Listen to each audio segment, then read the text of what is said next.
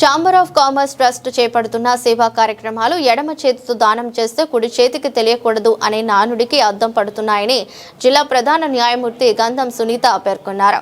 జిల్లా న్యాయ సేవాధికార సంస్థ ఆధ్వర్యంలో వసతి గృహాల విద్యార్థులకు స్థానిక ఆర్ట్స్ కళాశాల సమీపంలోని సాంఘిక సంక్షేమ వసతి గృహాలు గురువారం సాయంత్రం పరుపుల అందజేసే కార్యక్రమంలో ముఖ్య అతిథిగా పాల్గొన్నారు. ఈ సందర్భంగా జిల్లా ప్రధాన న్యాయమూర్తి గంధం సునీత మాట్లాడుతూ పేద మరియు నిరుపేద వర్గాలకు సమన్వయం చేయడంలో న్యాయ సేవాధికార సంస్థ నిబద్ధతతో పనిచేస్తుందని తెలిపారు. జాతీయ మరియు రాష్ట్ర న్యాయ సేవాధికార సంస్థలు సరైన దిశానిర్దేశం చేస్తున్నాయని వెల్లడించారు.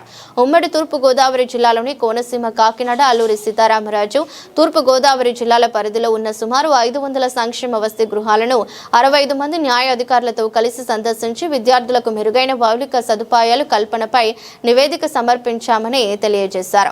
ఆర్థిక నిధుల విడుదలలో జాప్యం వల్ల కొంత ఇబ్బందులు ఎదురవుతున్నప్పటికీ వాటిని పరిష్కరించేందుకు న్యాయ సేవాధికార సంస్థ చర్యలు తీసుకుంటోందన్నారు. వసతి గృహాల్లో సమస్యలు ఉంటే విద్యార్థులు వార్డెన్ లేదా సంబంధిత అధికారులకు తెలియజేయాలని తెలిపారు. ఫిర్యాదుదారుల పేర్లు గోప్యంగా ఉంచబడతాయని స్పష్టం చేశారు.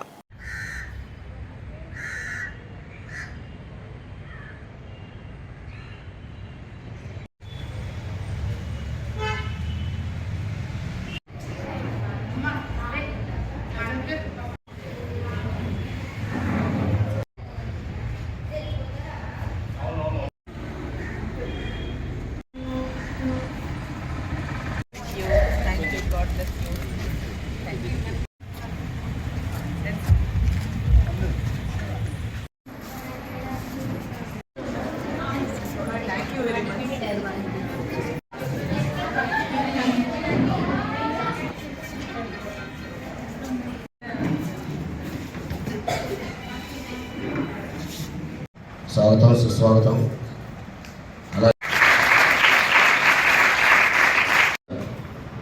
మా ట్రస్ట్ ఆదాయం 90% సేవా కార్యక్రమాలకి రాజమండ్రి వర్తకులు మా వర్తకులకి గవర్నమెంట్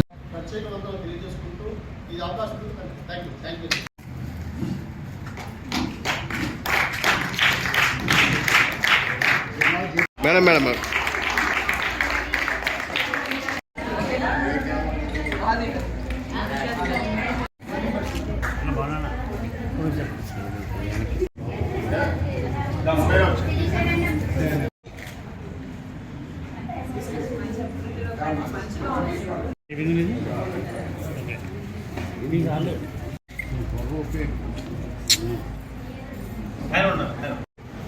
ఓకే.